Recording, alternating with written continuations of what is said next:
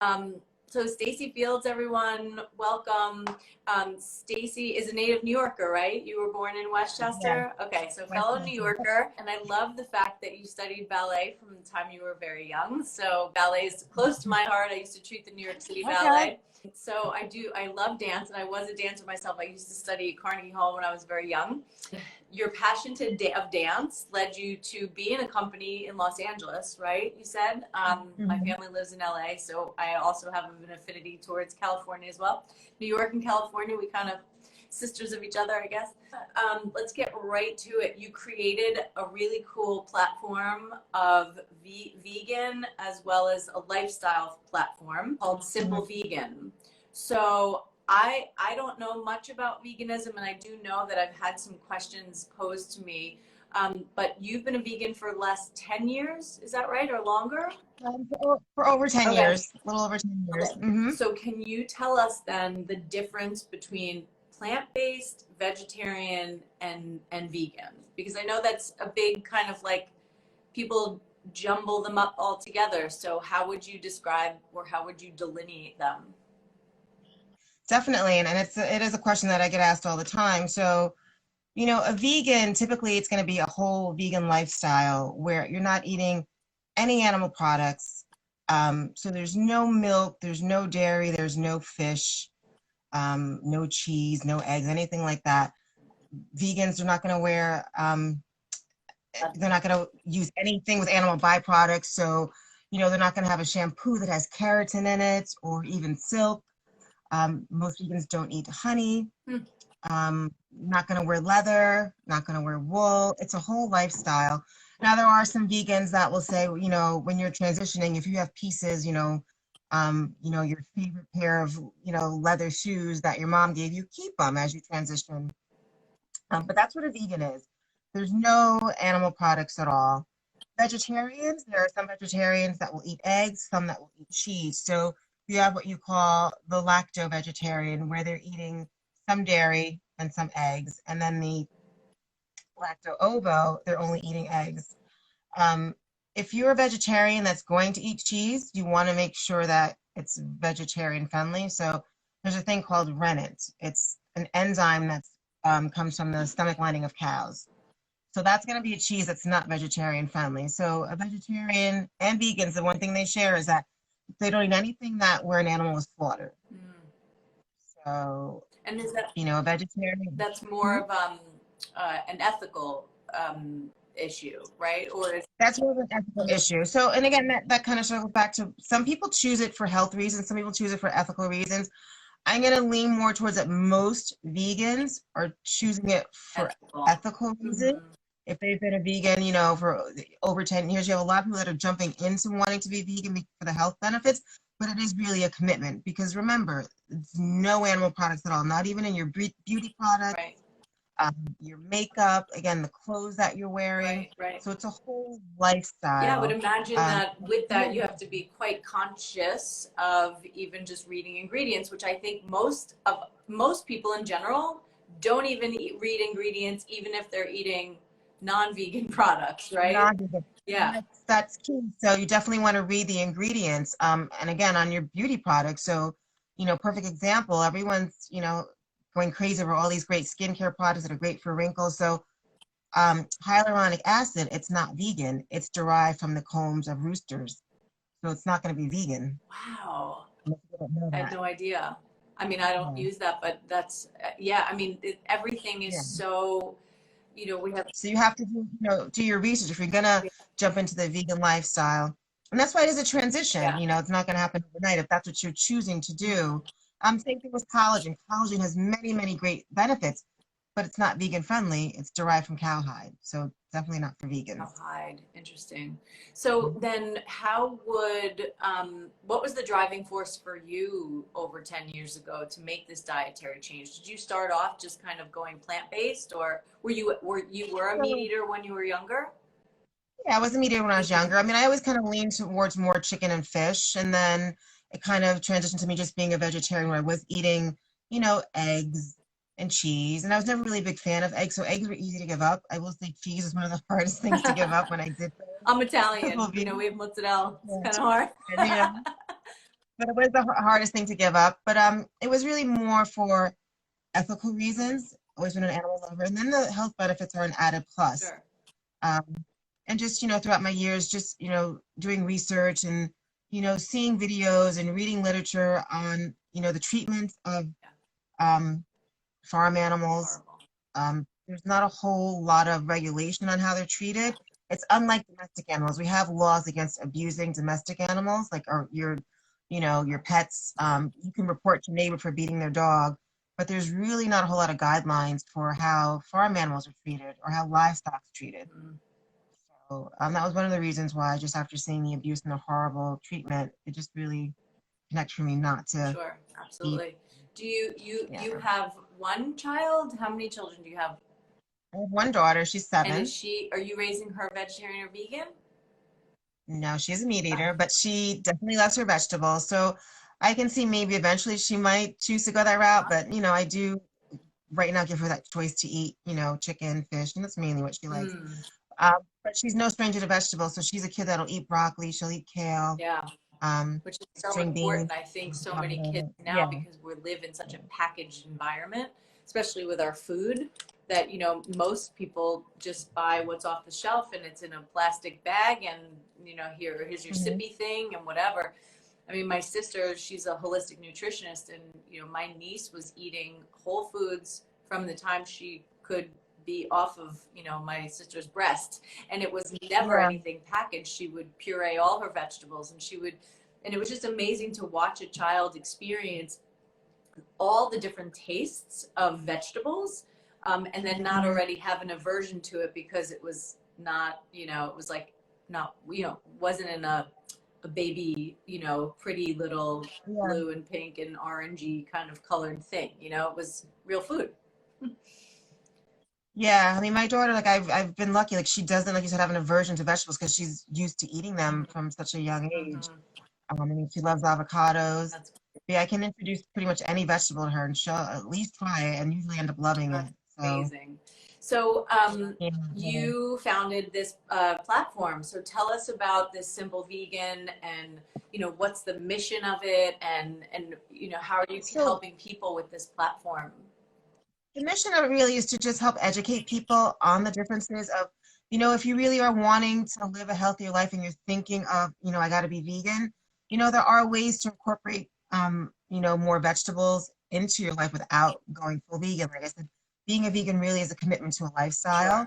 Sure. You can be a vegetarian and still enjoy having some dairy, cheese, eggs, yogurt, whatever, if you want to go that route. And then that brings me to, having a plant-based diet. So a plant-based diet really is what most people should be striving for or are striving for, where the majority of their meals are going to be vegetables, and then meat is kind of the secondary. If you think of the majority of your plate as vegetables, and really, the majority of what we eat should be carbohydrates, and our carbohydrates should really come mainly from vegetables.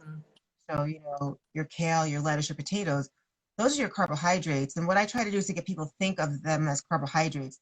When you get your bread and your bagels and your chips and your crackers, those are processed foods. Right. Yeah. And those are foods you want to avoid as much as possible. Yeah, we all have a treat here and there. But if you, can get your mindset around that my bagels and my chips and my pretzels are not carbs, they're processed foods, then you might get in the mindset that I'm not going to eat them as much because they're processed foods. When I want my carbohydrates, they should come from whole foods, like my baked potato, whether it's a sweet potato or a white potato, or if you're able to have grains, a whole grain, a rice, a quinoa, which is actually a seed, that's where your source of healthy carbs should be coming from. And now if somebody's transitioning into this more of a plant-based, one of the biggest questions I think a lot of people, because of our society in breakfast foods, how do you, because people are like, oh, I don't want to eat veggies for breakfast. Like, because, it's like, what do we eat? Egg and cheese, right? Like, that's our typical American breakfast. Or sugar cereal with milk. Ugh, Like, so how do you give them kind of suggestions? That usually is the biggest challenge. So again, it's kind of changing that mindset. When people are transitioning, I say, start with maybe just a few vegan meals throughout the week, and then try to do a few vegan days or vegetarian days throughout the week where you're only having a plant-based meal or a vegetarian meal. But as far as the breakfast, that is like the number one question: what do we eat for breakfast? And it really is kind of changing habits and the way we think. And it really is okay to eat quote unquote real food for breakfast Right. as opposed to a nutritionless, sugary boxed cereal. Right. If you like cereal, go for oatmeal Yeah. then and add some fruits and some nuts to it. So you have your combination of your fiber and your carbs, and the nuts are going to give you protein. I tell people if you can get your mind around it, have a baked sweet potato and That's yummy. It's sweet. It's nice. seeds on it. It's sweet, and put some seeds on it. Put some hemp seeds on it, some toasted sunflowers or pumpkin seeds on it. Yeah. Think different ways of what your breakfast can be. Um, if you aren't really, really watching your carbs and you do want to have some bread, I always say, Ezekiel bread is going to be the lesser of the evils because your body's going to digest it the Yeah. best. It's whole grains, and it is also a complete protein. So if you are a vegan or a vegetarian and you're worried about getting protein, Ezekiel bread is a complete protein, and put a little almond butter on. It's a great way to have avocado toast. So if you're gonna have your avocado toast, use Ezekiel bread and sprinkle some, seeds on it, whether it's your hemp seeds or your chia Have seeds you ever or had chia bread? I It's have. so good. It has a sweet, Yeah, nutty taste to it. I found it it's a in great taste to we it. have have you been to Matter of Health? In Matter have you been there? It's all vegetarian, I've been there. Yeah, organic yeah, yeah, store where near us yeah, anyway. yeah, But they're great. I first found chia bread was amazing. So then what would you suggest? I know there's a lot of controversy around processed meatless proteins. So that's the next yeah. question, right? I mean, most people say like, oh my God, where do you get your protein if you're a vegan or you're a vegetarian? Like, what kind of proteins are you looking at? Because you look at some of the soy, the tempeh, the seitan. I mean, a lot of that is processed or like Yeah. heavy I mean, processed. So how do you? I personally try to avoid things that contain soy just from my own personal beliefs. But there are a lot of vegan and vegetarians that eat soy to get their protein. I will do tempeh. I believe, like my personal belief is that the fermented soy, the whole fermented bean, is better than a processed block of tofu. Yep. That's, Yep. how I feel about it. Seitan, I don't because I think it's over Processed. processed. Again, that's my Yep. opinion. You do want to try and get your protein from whole foods. Another misconception is that vegetables don't Great contain the protein. essential aminos. They Yeah. do. So research has shown that, you no longer really have to food combine.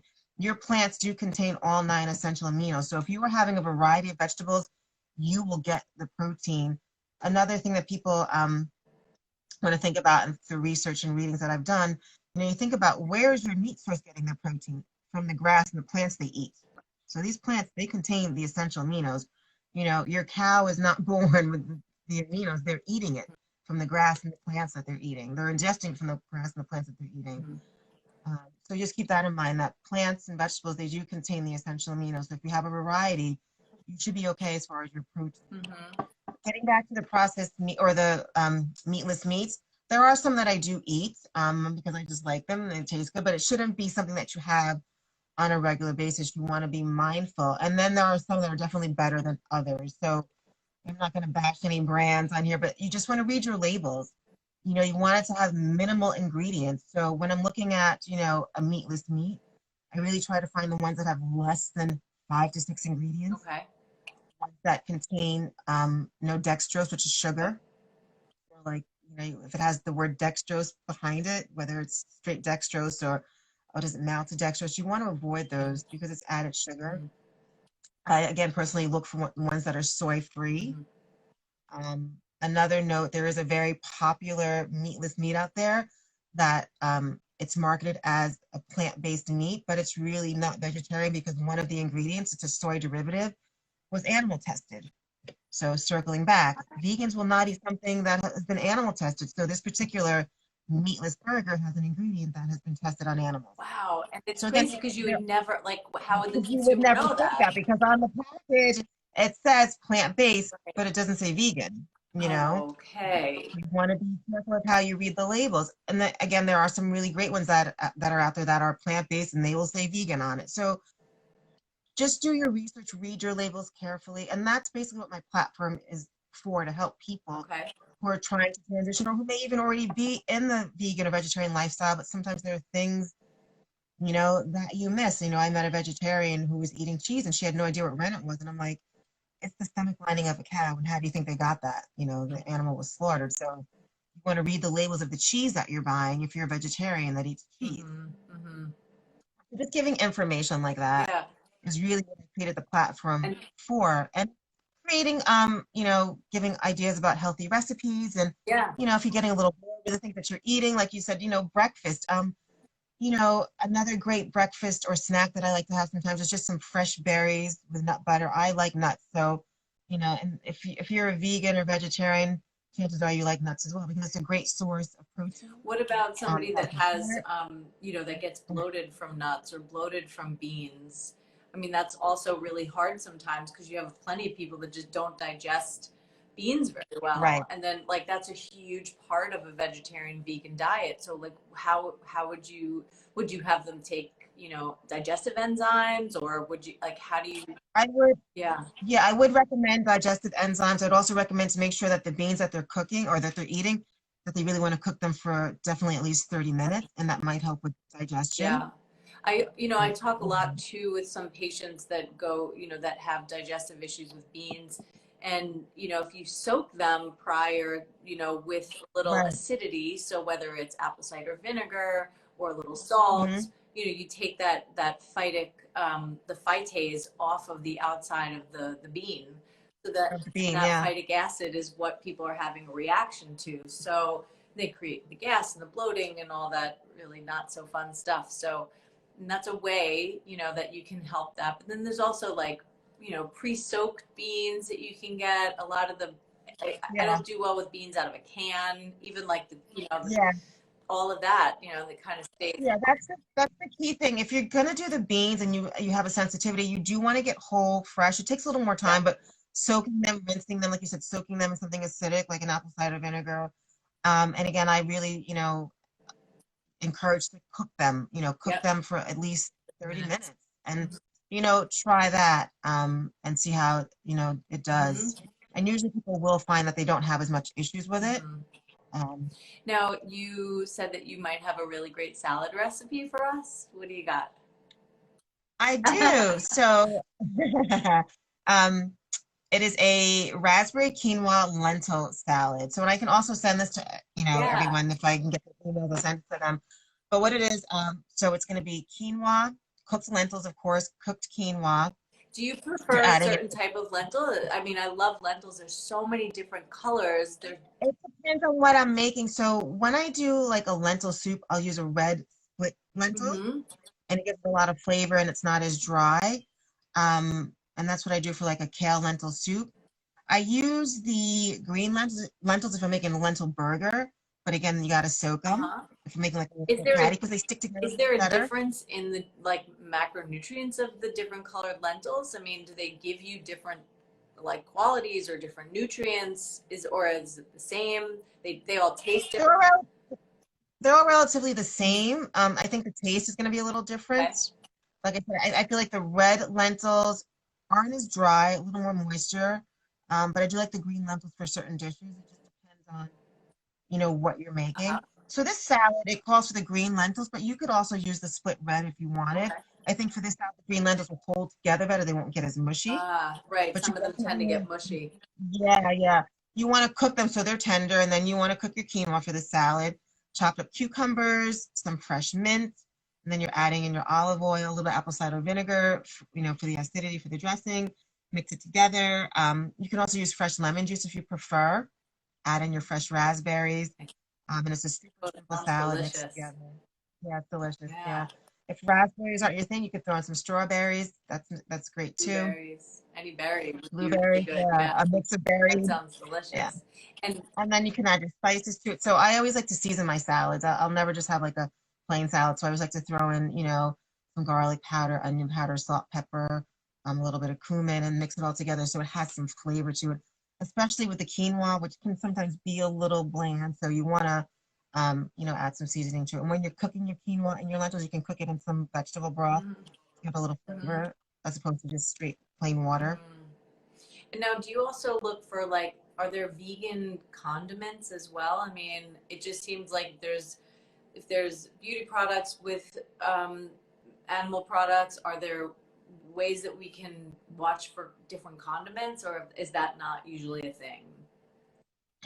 As far as condiments, I mean, your ketchup most likely is going to be vegan. It's from tomatoes. Your mayonnaise is definitely Right. not. If you're looking for a vegan mayonnaise, again, the one thing I find with them, a lot of them do contain soy. So you just have to do your research and find the ones that are going to be best for you. I use an There are some olive great, oil based mayo that has no dairy in it or no eggs in it, and it's delicious. It's from olive oil. It's yeah, so good. yeah. So you can even make your own. There's some great recipes where you're using olive oil and making it with chickpeas, and then you're adding in, a little bit of lemon juice to put in a food processor, and it makes like a nice mayonnaise-y spread. Mm-hmm. So there's definitely some great recipes out there for that. But as far as condiments, your mustard's going to be vegan for the most part, vegetarian. I mean, I can't imagine what an animal product they put in mustard. But again, just Yeah, you reading just never know, I think. because you never Right. know. So you always want to read the ingredients, and see what's in it. Is there like a book that you would suggest people, like where do people go to find what ingredients are not from animal byproducts? Are there books, or is it just something that you have to Google search, or? It really is something that you would Google search. So if there's an ingredient that you're not sure about, you can Google it. There actually is, and I can forward the link to anyone who needs it. But there is a list of ingredients where it's ingredients that you wouldn't think weren't vegan, and Yeah. on it is things like the collagen and the hyaluronic acid that you would not necessarily Of course, realize aren't most vegan. people wouldn't You would think know. of it. Sure. They wouldn't know. I mean, most. Yeah, and just thinking like, your shampoo, if it has silk in it, it's not vegan, It's got keratin in it, it's not vegan. So if it's got honey in it, it's not vegan. So just um, being mindful and doing your research. And again, that's what, this platform I created really is for, is people that have questions, to support them in their questions, support them in their journey as they're transitioning or thinking about transitioning. And again, there are options. If you really are wanting to, have a more plant-based diet, it doesn't have to be so restrictive if that's not the route you feel comfortable with. Again, vegan, vegetarian, plant-based, there are options out there to start eating healthier and incorporating more vegetables and plants into your nutrition and diet.